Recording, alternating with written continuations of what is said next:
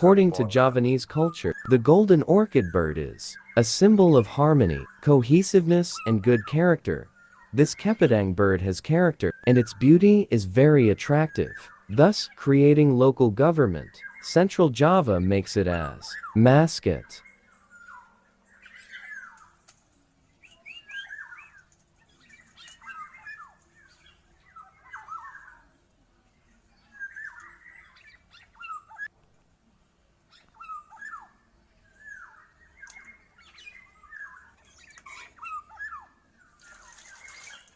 These orioles are kept as pets, which is very good for dealing with stress and also depression, nervous tension as well, give peace of mind.